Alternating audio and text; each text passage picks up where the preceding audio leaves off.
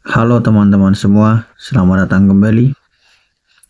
Dalam kesempatan kali ini, saya akan membahas soal semantic meaningless atau ketidakbermaknaan bahasa, khususnya dalam kajian teologi. Dalam teologi, sering dikatakan Tuhan itu hidup. Ya. Nah, sekarang pertanyaannya adalah dalam pengertian apa Tuhan disebut hidup? Apakah Tuhan bernapas? Tidak. Apakah Tuhan memiliki sel yang membelah diri? Tidak. Apakah Tuhan mengalami pertumbuhan dan perkembangan? Tidak juga. Terus, dalam pengertian apa Tuhan disebut hidup? Nah, kalau kemudian disebut bahwa Tuhan hidup dalam pengertian yang tidak dapat dipahami oleh manusia, ya, atau Tuhan hidup tapi hidupnya Tuhan tidak sama dengan hidupnya makhluk-makhluknya, lantas pertanyaannya dalam pengertian apa Tuhan disebut hidup? Ya. Sama seperti teologi sering mengatakan bahwasannya Tuhan itu melihat. Nah, pertanyaannya adalah dalam pengertian apa Tuhan disebut melihat? Apakah dia melihat dengan perantaraan cahaya, seperti halnya yang dilakukan oleh manusia dan makhluk-makhluk lain pada umumnya? Jika Tuhan tidak melihat dengan perantaraan cahaya, lantas dalam pengertian apa dia disebut melihat? Bagaimana tepatnya kita memahami melihat tanpa perantaraan cahaya itu? Bisakah didemonstrasikan sesuatu dapat melihat tanpa perantaraan cahaya? Nah, kalau kemudian dia disebut melihat tapi tidak menggunakan perantaraan cahaya, lantas dalam pengertian apa Tuhan disebut melihat?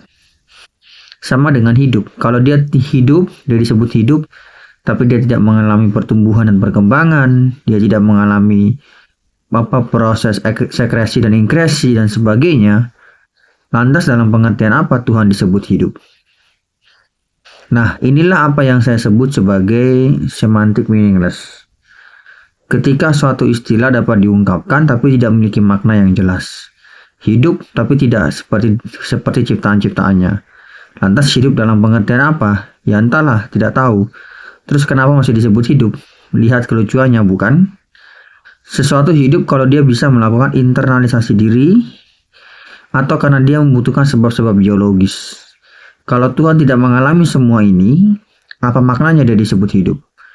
Kebalikannya, saat kita bilang kalau begitu Tuhan mati, sama juga apa itu mati? Jelas Tuhan tidak mengalami dekomposisi atau pembusukan, bukan? Jadi dalam pengertian apa pula dia disebut mati? Itulah kenapa saya memilih menjadi agnostik. Bagi saya Tuhan semestinya melampaui dualisme seperti hidup atau mati, terang atau gelap, baik atau buruk, ada atau tidak ada, dan sebagainya. Karena melampaui dualisme, jadi Tuhan apa dong? Ya entah, saya jujur tidak tahu. Lebih aman kan bilang tidak tahu. Hehehe. Nah, jadi kalau misalnya Tuhan disebut hidup, tapi tidak hidup dalam pengertian ciptaannya, lantas dia disebut hidup dalam pengertian apa? Kalau Tuhan melihat tapi tidak melihat dengan cara yang sama seperti ciptaannya, lantas dia melihat dalam cara seperti apa?